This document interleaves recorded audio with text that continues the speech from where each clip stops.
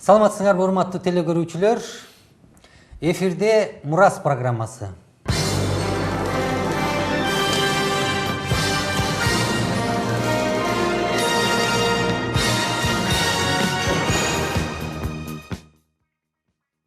Урматтуу телекөрүүчүлөр, кайрадан биз силер менен жолугушканга аябай чоң кубанычтабыз. Бүгүн биздин кайрадан мурунку көрсөтүүдүн коноктору Садык Дордоевич Өмүрзаков. Саламатсызбы? Саламатсызбы. Мамбеталиев Аскар. Саламатсызбы? Тыналиев Айбек. Саламатсызбы. Анда эмесе биз өзүбүздүн аңгемебизди кайрадан улантсак, бүгүн биз ооз-2 тарых кыргыздын оозундагы макал лакаптар жана кошок тууралуу кенен маек курмакчыбыз. Анткени бул биздин элибизде сиңип калган, колдонуп жүргөн, биздин элибизде жашап келе жаткан, биздин колдонуп аткан сөздөрүбүз. Ошон үчүн ошого көңүл бурсак, кайрадан четинен баштай берсек, Айтбек, сенин ойлоруң, ушуга көз караштарың? ооз-2 тарых деп атканда кошоктордон баштагым келип атат да. Мен жакында деген Кошоктор деген китеп окудум да. Анын башкы редактору Чыңгыз Айтматов атабыз экен да. Аны түзгөндөр башкача экен, башкы редактор. Ана ошо Кошокторду окусам, айтат да, Манас эпосы Кошоктон жаралган деп. Манас эпосычы. Тиги ошол жанакы Ырамандын ырчы уулу жана Жайсаң, Токтогул ырчылардын баягы ошондон жаралган дейт да. Тиги Семетийди болсо Каныкейди баягы Кошогу деп. Ана ошондой эле баягы поэма барбы, кыргыз Кара Кулботом, ал дагы ошол Кошоктон жаралган. Кошоктон жаралган ооз-2 чыгармалар кыргыздарда көп экен да. Анан Кошокту карап көрсөк, бул Библияда дагы бар да. Мисалы, Арунду, Мусаны баягы каза болгондо 30 күндөп жоктоп ыйлап Кошок менен узатканда сөөгүчү. Дөйт пайгамбарды эле карап көрсөк, ал дагы баягы билесиңер, Шаул менен тиги баласы Жанатан согушта каза болгондо аларды жоктоп, кадимкидей эле Кошок кошкон да. Ошо сөздөрүн окусак Библиядан. Анан мунун баардыгын карасаң, ошол Кошок баягы ыйык жазууда Кошок, анан баягы кыргыздын Кошок кошкон салты, ошолардын баардыгын көрүп туруп, бул дагы бир белги да, баягы кыргыздар Библияны билгенин, ошо Кошок ошол жактан алынганычы. Кошок боюнча. Анан могу Кошок боюнча деген кыргыздын баягы сөөгүн койгондо дагы негизи ошол Кошок түзүптүр да, баягы Кошок кошупчу. Анан бул көбүнчө азыр баягы Кошок кошкондо, мисалы, исламдагылар, мусулмандагылар баягы Кошок кошпогулу, өкүлбөгүлү деп анан алардын оозорун жаап коюп, анан өзүнүн баягы даватын айтып, сөзүн айтып ушинтип атпайбы? Негизи кыргыздарда бул сөөктүү коюуда адамды баягы ар күнү узатаарда бул Кошок өтө маанилүү ролду ойночу экен да. Анткени ошол Кошок аркылуу баягы ал адамдын тирүү кезиндеги эмгегин, кандай адам экенин, анын эрдиктерин даңазалап, ушул аркылуу мындай ооз-2 чыгарма ыр чыгарып, анан эл дагы ошо Кошокту угуу үчүн келчү экен да, мындай укчу экен.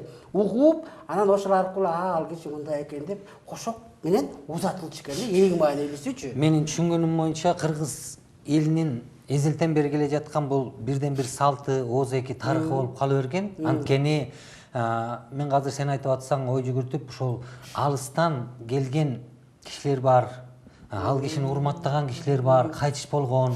Анан ал кишинин иштерин көп билбейт, эмне кылгандарын көп билбейт, бирок аябай жакшы, чоң мындай бир жумуштарды кылганын билет. Анан ошол Кошок аркылуу ошол адамдын эмгектерин, иштерин, жакшылыктарын, элге кылган жакшылыктарын, жакшылык иштерин ошону түшүнүп, билип, анан узатышкан турбайбы?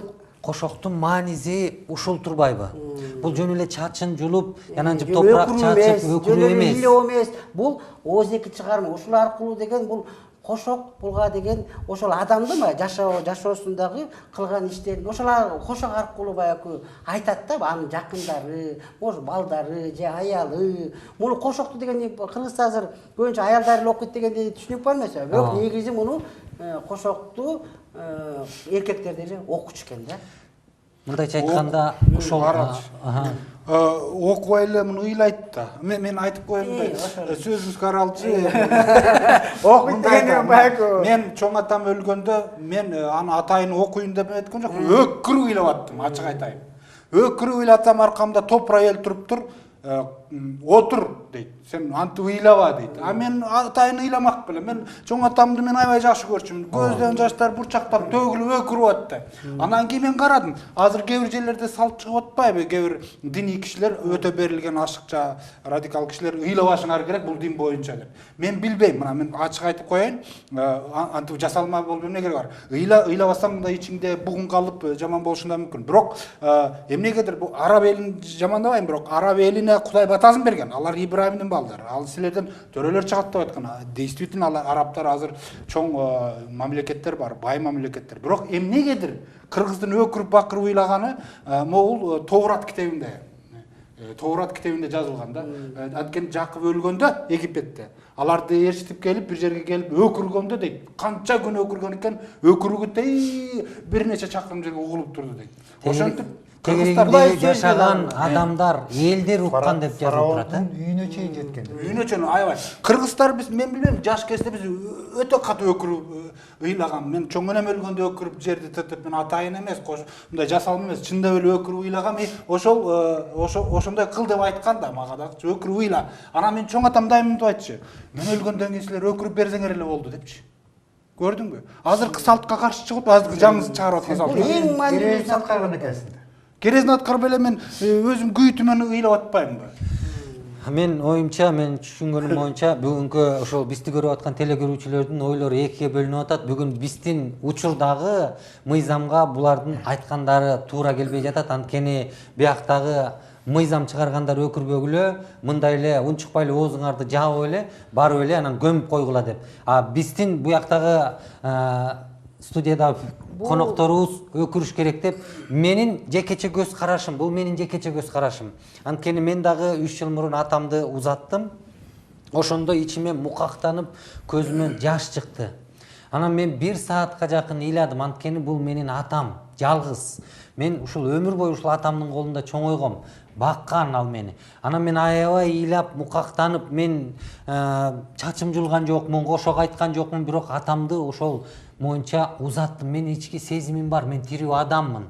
Анан мен ичимдеги тирүүлүгүмдү, сагынычымды ошол көз жаш менен ошентип жанында отуруп алып, боз үйдүн ичине кирип алып ошентип чыгардым. Ошон үчүн биз эркин адам болгондуктан, эгерде кошоктун туура көз карашын түшүнсөк, бул адамдардын өмүр баянын айтып, анан адамды башка адамдарга жеткизип, анан узатууда эч кандай туура эмес жок экенин мен көрүп атам. Марат, Китепте бир китеп бар, кошок китеп. Бул деген жанагы Иеремиянын кошогу дейт. Кудус деген шаар, Иерусалим шаар кыйраганда бир 4-5 барак жазылган.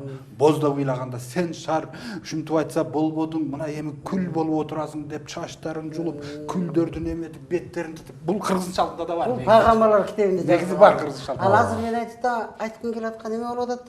Эң маанилүүсү ал учурда ал жерге деген баягы акыл айтканы эмес, же Кудай сөзүн айтканы эмес, сөйүп койдочу эң негизи кошокко аябай маани берилген. Ошол жерден баягы кошокту уккан, ошол жерден аза күткөн, боз үйдүн тегерегине келип алып, ошо аялдардын кошогун угуп алып, ал кандай кичиккенин баамдаган, ушинтип, ошондуктан мурунку биздин ата бабаларыбыз мен өлгөндө баягы кошок ким кошот дегендей кылып, кошокко аябай переживать этишкен да. Анткени өлгөндөн кийин ал кошок бул мындай да жакшы да, бул жакшы адам болууга да түрткү берген да бул.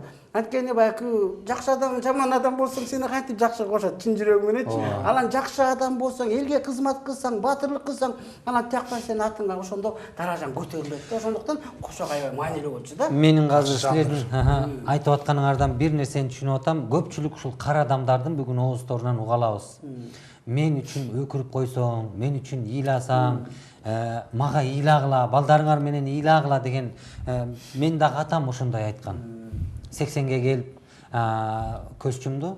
Ошондо айтканда силер мен үчүн ыйлап бергиле, балдарымсыңар мен деп. Мен анын маанисин анда ал убакта түшүнгөн эмесмин. Азыр мен түшүнүп атам, бул эзелтен ата бабалардан келе жаткан ошол адамдын жашоо өмүр баянын айткан нерсе турбайбы бул кошок деген. А кыргыздарда муну туура эмес көрбөш керек. Туура эмес дагы кылбаш керек. Жөн эле чачын жулуп ошол салт катары ушуну кылыш керек деп эле ошол билбесе дагы түшүнбөсө дагы жөн эле өкүрүп бакырып мындай кылган бул туура эмес деп. Азыр молдокелер дагы ушу өлүк чыккан жерге барып өкүрбөгүлө кошок кошпогула деп аяктан баягы же башка убакыт же башка жер таппай калган ошол жерден алар дават айтып атышпайбы? Баягы мындайча айтканда кыргыз салтын бузуп атышат да. Мен бирөө өлсө антип келсе жактырбайт болчумун. Анткени мен деген күй ыйлап атсам антип келсе адамгерчиликке да жатпайт да. Бул негизи бирок молдокелерге мындай жаман айтпайын.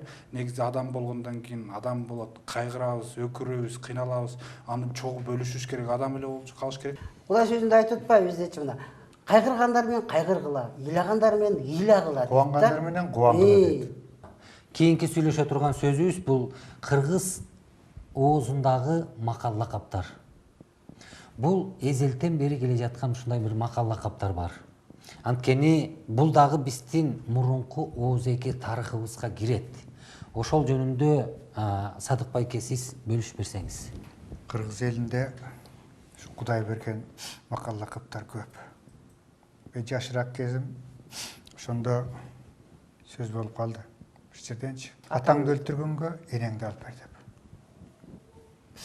Анан мен анда жашыраакмын.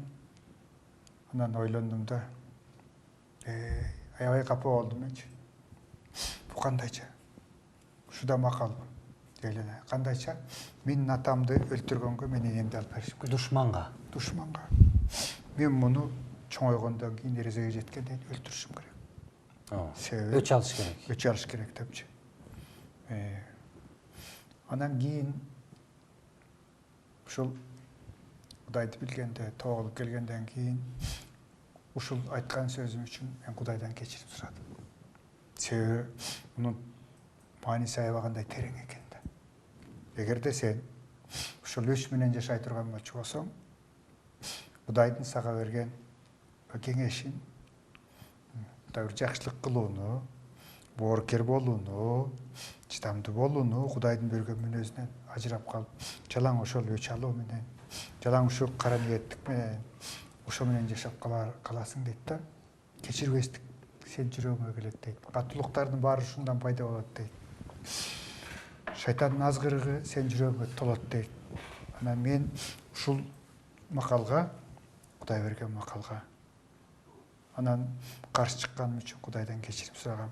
Сен Кудайдын сөзүндө жазып турбайбы? Сен кечиримдүү бол дейт. Эгерде сен кечирсең, мен кечирим деп Кудай айтып атат дейт. Анан эгерде Кудай ушундай бизге сөз бере турган болсо, аны мен ага каршы чыгып жүргөн экем да. Бул дагы Кудай берген. Акыркы жаңы келишим боюнча Кудай берген. Кыргыздар урунуп келген, кыргыздар өзүнүн жашоосунда колдонуп келген сөз экенин кийин түшүндүм. Анан дагы бар.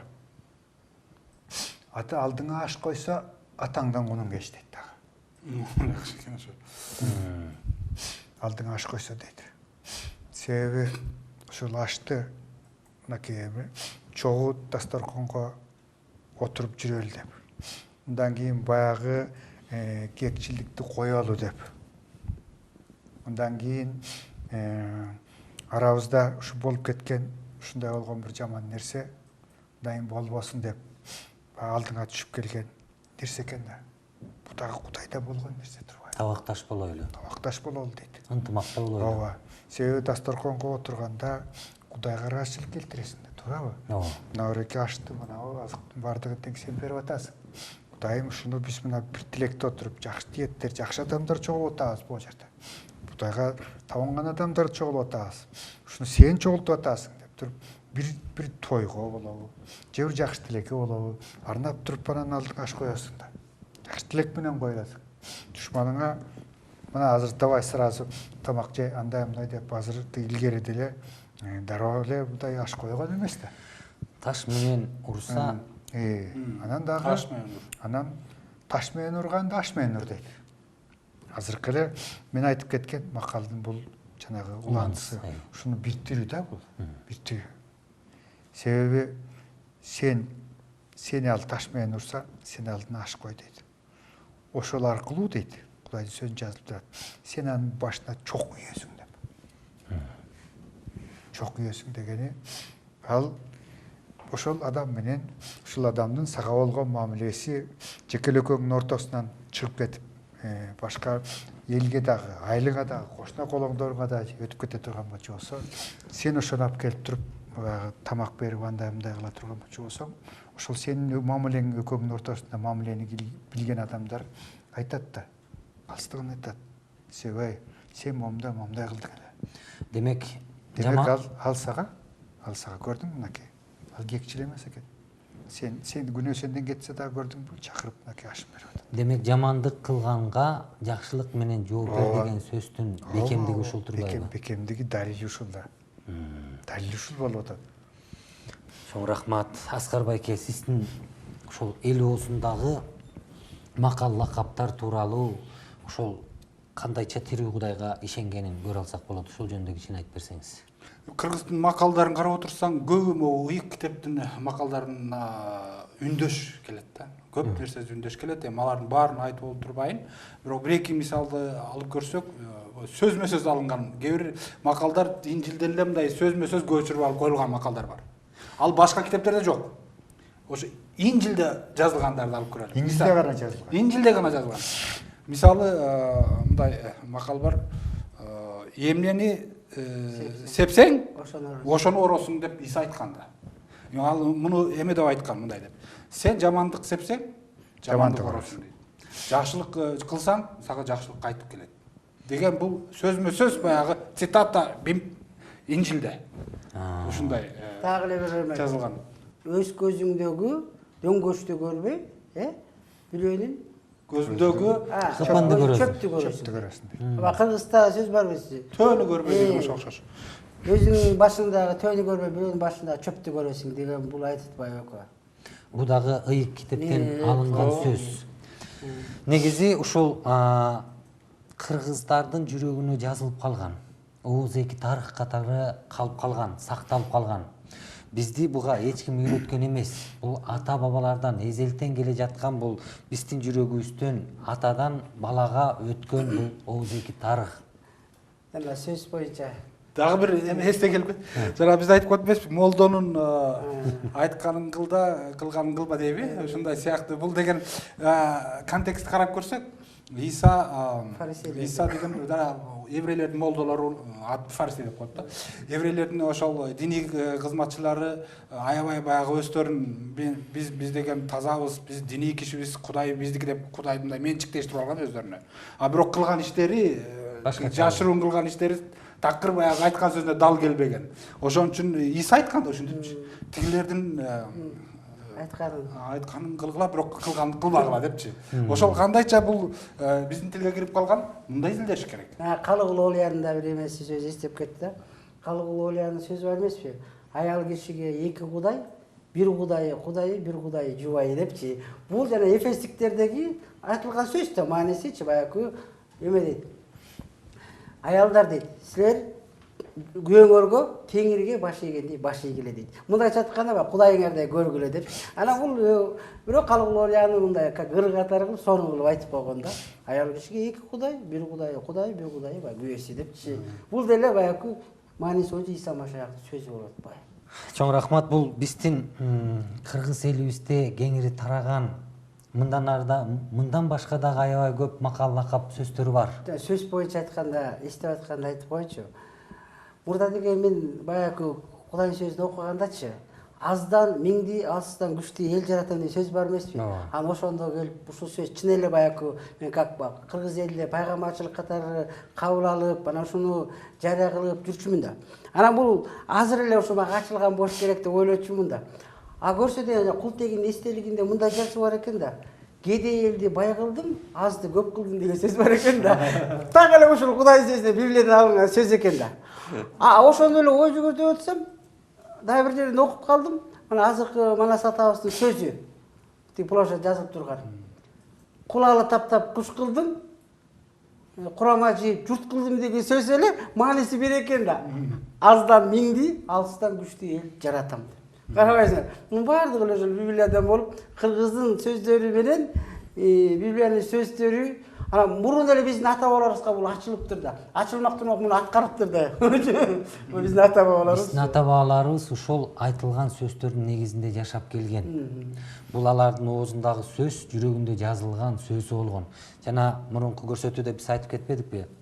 Аябай жакшы айтылды. Биздин тилибизге жазылган, дилибизге жазылган, ички дүйнөбүзгө мындай көрүнбөгөн жазуу менен жазып койгон, Аскар байке сиз айттыңыз окшойт, ушул Кудайдын руху менен жазылган сөздү биз ушул ишибизде, күнүмдүк жашообузда колдонуп келгенбиз. Бул атадан балага өткөн нерселер жөнүндө сүйлөшүп атабыз. Ошондуктан кыргыздар эркиндикти сүйгөн, динчил, мыйзамчыл эмес, сөздү урматтаган, баягы Кудай менен түзмө түз сүйлөшүп, анан ошону макал кылып Кудайдын сөзүн. Ушул аркылуу баягы элге айтып, баягы ички дүйнөсү менен, жүрөгү менен Кудай менен жашаганы көрүнүп эле турат да, бул баягы жан келишимде жүргөнү көрүнүп турат. Демек биз ошол эң биринчи көрсөтүүдөн баштап сүйлөшүп аткан тарых, Кыргыздын тарыхын жөнүндө сүйлөштүк, келишими жөнүндө сүйлөштүк.